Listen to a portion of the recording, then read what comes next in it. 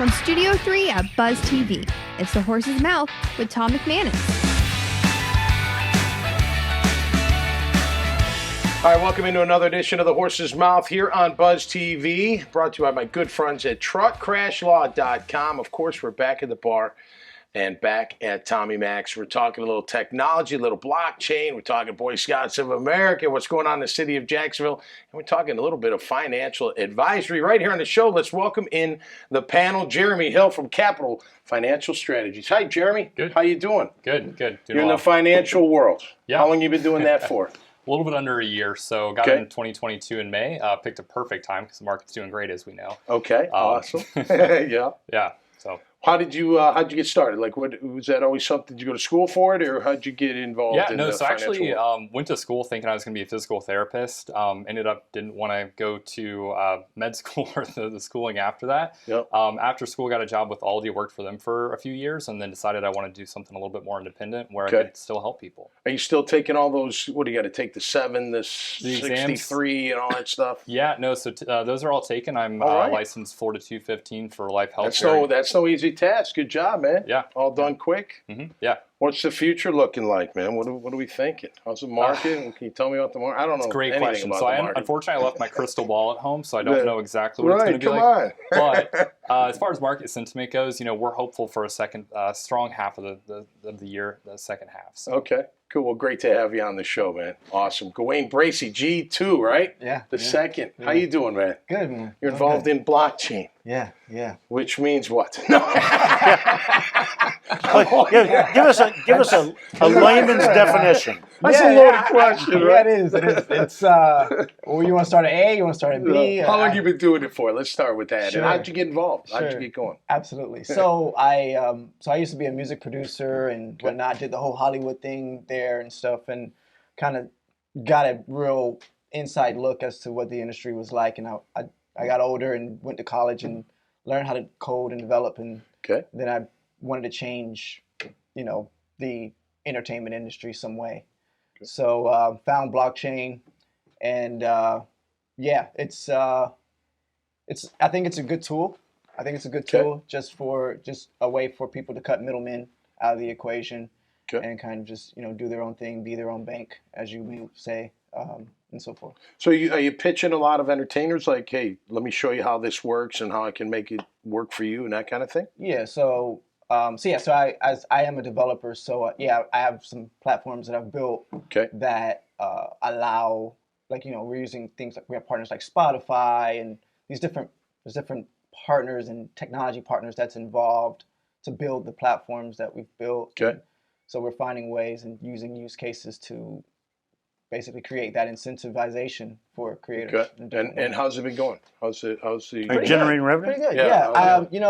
It's because there's a lot of pieces to blockchain, right? There's metaverse, there's NFTs, there's if you're maybe older age group, you're looking at assets, Bitcoin and Ethereum, things like that.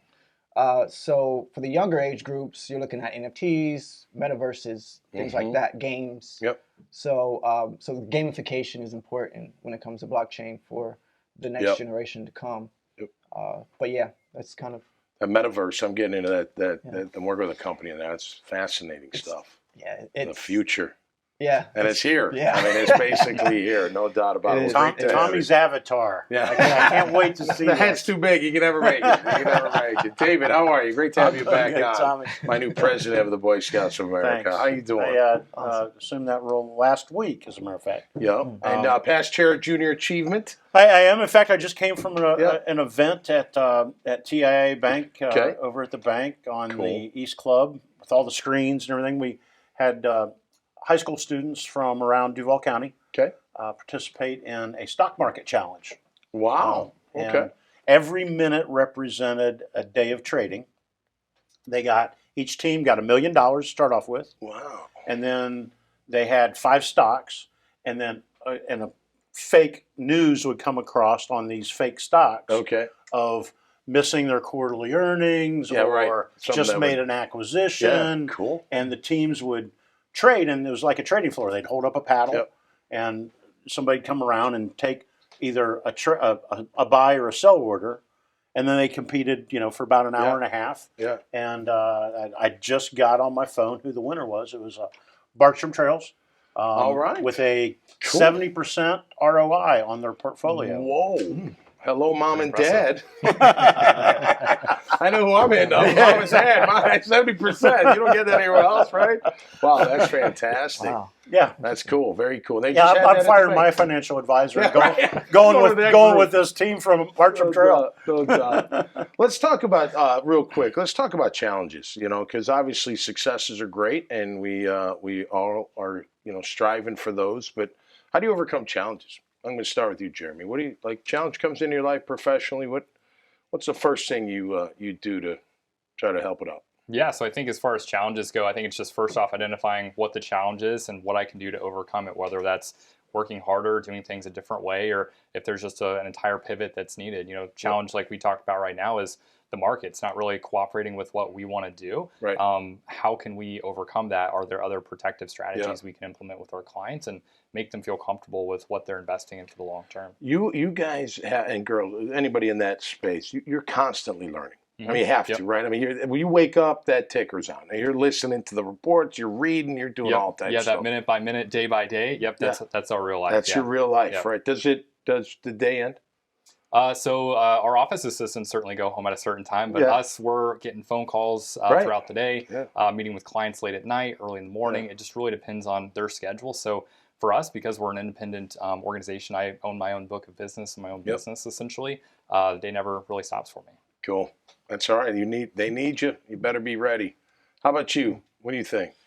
Yeah, challenges? Yeah, G2. Oh, man. I just got to call you G2, man. That's cooler. I like that. Thanks. No, I prefer G2. All right. So yeah, how do you overcome them? I think, well, again, I'll play off of what he just said. Yeah, it's very true. I think COVID taught us how to pivot differently, move differently.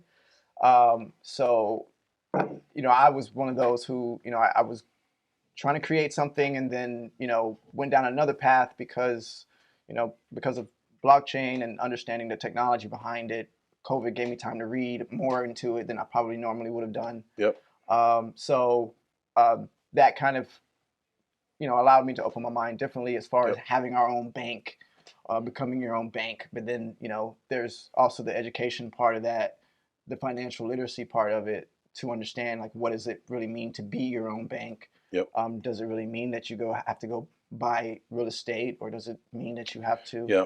You got a lot of explaining to do, right? To make people comfortable. That it's all trust for both of you, like in all of us, right? Your client's got to trust you, and yours is going to be through education. Yours is through just explaining exactly what's going on and what they can expect. David, I'll give you the last word, my man. You've done everything in your professional career, from the Biz Journal to what you're doing with TAB. I mean, how do you handle? As a business coach, I have clients that face challenges all the time. Yeah, of course. And my best advice is take a deep breath, slow down. When you're going too fast, you're going to make mistakes. Yep. So slow down, good one. Prioritize, and tackle what's in front of you that's most important, and forget about the clutter. And I'm going to, if I may add, if you're a big idea guy like I am, make sure you have someone next to you who's like, whoa. Wait a minute. I wish I had that early in my career, no doubt. Hey, great conversation. Thank you guys for being here. Awesome time here on this show. Hey, you can check out these kind of conversations and many more at iwantabuzz.com. So until next time, stay safe and be cool out there. We'll see you right here on The Horse's Mouth. Cheers.